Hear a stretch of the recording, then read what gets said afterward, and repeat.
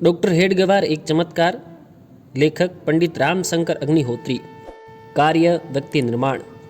परम पूजनीय डॉक्टर केशव बलिराम हेडगेवार जी ने राष्ट्र उत्थान के कार्य में व्यक्ति निर्माण का मूलगामी विचार किया। संघ के तृतीय सरसंघ चालक पूजनीय बाला साहब देवरस जी के शब्दों में डॉक्टर हेडगेवार कहा करते थे, किसी भी कार्य के लिए 3 बातों की आवश्यकता रहती है, व्यक्ति, धन और साधन। तीनों बातों की आवश्यकता किसी भी कार्य को संपन्न करने के लिए रहती है। इनमें जिस बात को सबसे अधिक प्रधान डॉक्टर जी ने मानते थे वह व्यक्ति यानी मनुष्य है। डॉक्टर जी का कहना था कि मनुष्य ही वह प्रमुख बात है जो किसी कार्य को करने के लिए जरूरी है। योग्य मनुष्य तैयार होने पर धन और साधन उसके पीछे पीछे आ ही जाते हैं।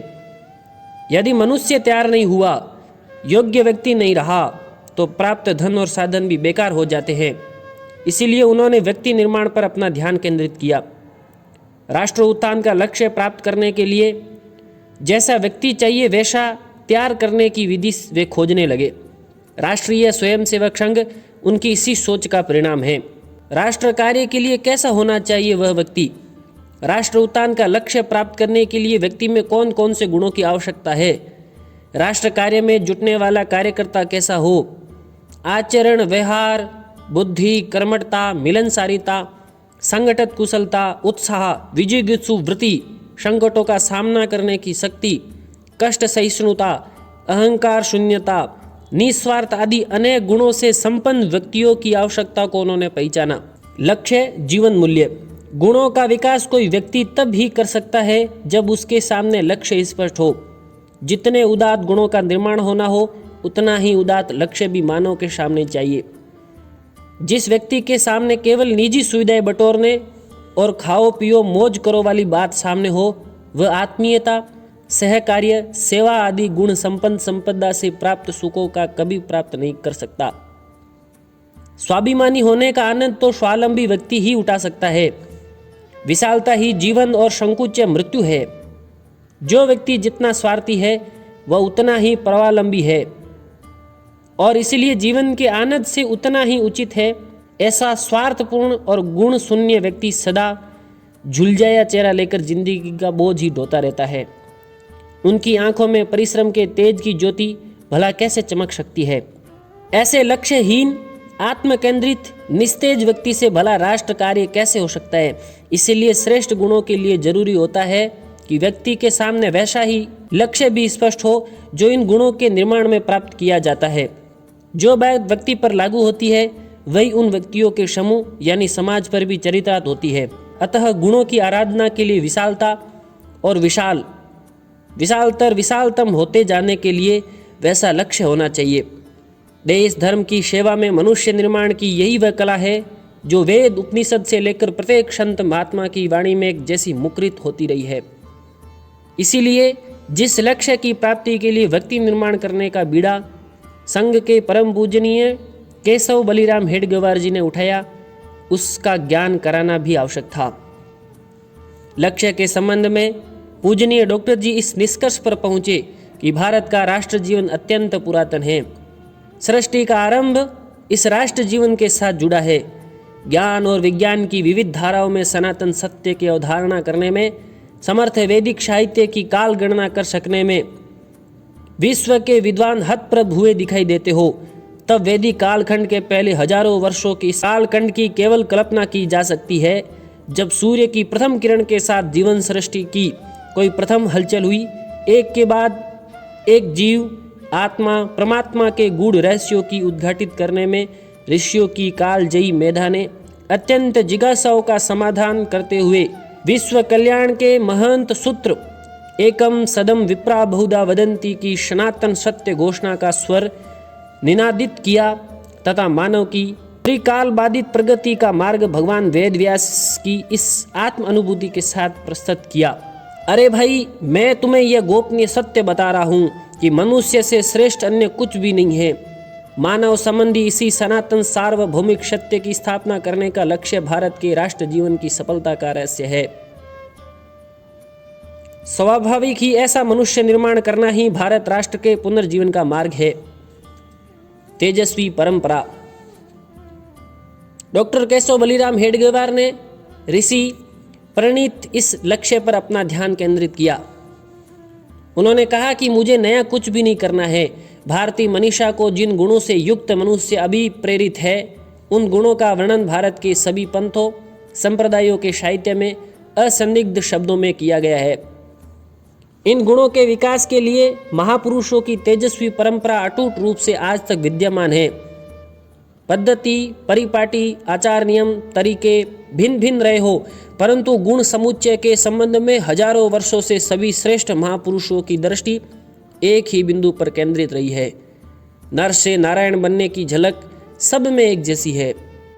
वो बड़ छोट कहत अपराधु वाली उक्ति के समान पूजनीय डॉक्टर केशवराव बलिराम हेडगेवार जी ने निर्धारित किया कि किसी भी पंथ, मत, पद्धति, तरीके को छोटा बड़ा कहना, समझाना बेकार की बात है। मुख्य बात है मनुष्य तैयार करना, जीवन मूल्यों को चरितार्थ कर सकने योग्य मनुष्य। कारण भारत के राष्ट्र जीवन की प्राण शक्ति जीवन मूल्यों में ही निहित है। उन्होंने यह भी बताया कि हजारों वर्षों के कालखंड में जीवन मूल्यों की यह अमूल्य निधि विभिन्न नामों से पहचानी जाती रही है। वैदिक, आर्य, सनातन, काल, अरंत, जिन आदि अनेक नाम दिए गए। एकम सद विप्रा बहुधा वदंती का भाव सब में विद्यमान रहा। वर्तमान कालखंड में जबकि ये सभी नाम अजान से हो चुके हैं, बेहद खींचतान के कारण एक दूसरे से अपरिचित है। इन्हें जिस नाम से आज दुनिया जानती है और राष्ट्रवासी सहज अनुभूति प्राप्त कर पाते हैं, वह नाम है हिंदू। हिंदू जीवन पद्धति ही वह नाम है जो आज इस अति प्राचीन गुण समुच्चय का बोध कराने में समर्थ है। अतः विद्वानों की एक बैठक के बीच जब यह प्रश्न उठाया गया कि कौन कहता है कि भारत हिंदू राष्ट्र है, तो वहां उपस्थित डॉक्टर केशव बलिराम हेडगेवार ने गुरु गंभीर वाणी में सोच करके कहा, मैं केशव बलिराम हेडगेवार कहता हूं कि यह हिंदू राष्ट्र है। राष्ट्र जीवन की सच्चाई हिंदू राष्ट्र को व्यक्त करने में उन्हें कभी किन्हीं तर्कों की आवश्यकता नहीं। कारण शुद्ध राष्ट्र भाव से व्याप्त उनका जीवन ही राष्ट्र के प्रतिमूर्ति बन चुका था। इस प्रकार डॉक्टर केशव बलिराम हेडगेवार ने मनुष्य निर्माण के कार्य का लक्ष्य राष्ट्र के अति प्राचीन सनातन सत्य के साथ स्थापित कर दिया। सनातन सत्य हिंदू, किसी को कोई शंका नहीं रहने दी गई। राष्ट्र उत्थान के लिए जिस प्रकार के मनुष्य की आवश्यकता है, उसका गुण समुच्चय हिंदू में निहित है। भारत का राष्ट्र जीवन हिंदू है। हिंदू एक जीवन पद्धति है, गुण समुच्चय है, मनुष्य के विकास की अनुभूति सुनिश्चित दिशा है हिंदू। भारत भूमि में जन्मी सभी विचार पद्धतियाँ जिस एक बिंदु पर सहज सहर्ष पहुंचकर कृत्य हुआ अनुभव करती है, उनका नाम है हिंदू। इतना ही नहीं, विश्व की अन्य विचार पद्धतियाँ भी अपनी कमियों की पूर्ति के लिए लालायित होकर जिस और भारी कौतूहलता के साथ झुकी आ रही है और जहाँ समादृत होने का उन्हें पूर्ण विश्वास है, उनका नाम है हिंदू। परिपूर्ण मानव की जो जिस प्रकार की कल्पना जहाँ हो रही हो या हो सकती है, उसकी पूर्तता है हिंदू। सभी विचार पद्धतियाँ अपने अपने सत्य पक्ष के अनुसार जहाँ समझी और सम्मान पूर्वक अभिव्यक्ति का अधिकार पा सकते हो, उस बिंदु का नाम है हिंदू। प्रचंड तपस्या, निर्लस जीवन, करतल भिक्षा, तरुतल वाशा वाले असंख्य साधु, संत, भक्त, सन्यासी आदि आप्त पुरुषों द्वारा मनुष्य तो क्या प्राणी मात्र के दुख दूर करने के प्रयास इस भरत भूमि में हुए हैं। इन आप्त पुरुषों के मार्गदर्शन में मानव की समाज व्यवस्था का सुंदर समन्वय हुआ। सत्ता और संपत्ति दोनों को नियंत्रित कर कल्याणकारी बनाया गया। धर्माचरण के आदर्श उपस्थित हुए, राजा बन गए, मर्यादा पुरुषोत्तम और राम राज्य गूंजते रहे। इतिहास में एक भी ऐसा प्रश्न नहीं बन पाया जिसमें हिंदू संस्कृति ने कहीं कोई अत्याचार किया या लोगों को गुलाम बनाया। इसीलिए सर्व भवन्तु सुखिनः, अहिंसा परमो धर्म, जीवस्थ जीवायास्म, मम शरणं गच्छामि, संगम शरणं गच्छामि, परित्रणाय साधूनां, विनश्चायत दुष्कृतां की घोषणाएं हैं हिंदू। यानी समुच्ची दुनिया में विश्व कल्याण का विश्वास है हिंदू। इसीलिए इस गुण समुच्चय के साथ मनुष्य के निर्माण की इस प्रक्रिया में, जो कि अनादिकाल से भारत में विकसित हुई, और जिसकी सर्वांग पूर्णता के बारे में विश्व के सभी विचारक सहमत है।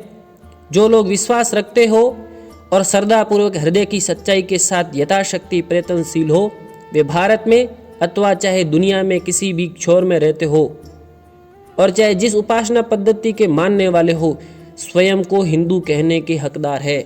यह बात केवल उन्हीं पर लागू नहीं होती है जो आज के खंडित भारत अथवा विश्व के एकमात्र घोषित हिंदू राष्ट्र नेपाल में रहते हैं, या जो प्रवासी होकर भारत से बाहर गए और उन देशों के जहां वे रहने लगे अब नागरिक हो चुके हैं, वरन उन लोगों को भी स्नेह स्पर्श देती दिखाई दे रही है जो पश्चिमी देशों की निरी भौतिकतावादी प्रतियोगिता में मशीनी पुर्जे बनते जाने के आसन संकट से तिल मिलाकर शांति की खोज में न्यूयॉर्क, मास्को जैसे शहरों में हरे राम हरे कृष्ण गूंजा रहे हैं, या वे लोग जो अरब देशों में 9वीं-10वीं शताब्दी वाले कानूनों से पीछे जाकर कटमुल्लापन के निजात पाने के लिए छटपटा रहे हैं और इसीलिए सोनार बांग्ला अथवा जीए सिंध की अस्मिता बनाए रखने के लिए प्राण हथेली पर रखकर आंदोलन कर रहे हैं। प्रश्न है मनुष्य निर्माण का, श्रेष्ठ गुण समुच्चय का। अतः वे सब बातें जो इस गुण समुच्चय के निर्माण में बाधक है, त्याज्य है, ऐसी रूढ़ियाँ चाहे पुराणे में हो, बाइबल में हो अथवा कुरान में, जो परिपूर्ण मानव के विकास में रुकावट पैदा करे, छोड़ने का साहस जो दिखा सकता है वह हिंदू है।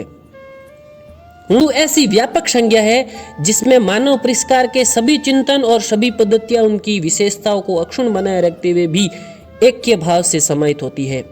मनुष्य निर्माण के इस गुण समुच्चय का विकास कर हिंदू समाज का संगठन करने के लिए परम पूजनीय डॉक्टर केशव बलिराम हेडगेवार ने कार्य का बीड़ा उठाया। हिंदू समाज को संगठित करने का महान लक्ष्य सामने रखकर मनुष्य निर्माण की जो प्रक्रिया पद्धति पूजनीय डॉक्टर जी ने आरंभ की, उसी का नाम है राष्ट्रीय स्वयंसेवक संघ। इसलिए परम पूजनीय डॉक्टर हेडगेवार जी ने संघ की स्थापना के बारे में बहुत स्पष्ट शब्दों में कहा कि संघ का कार्य और उसकी कार्य पद्धति हम लोगों का कोई नया आविष्कार नहीं है।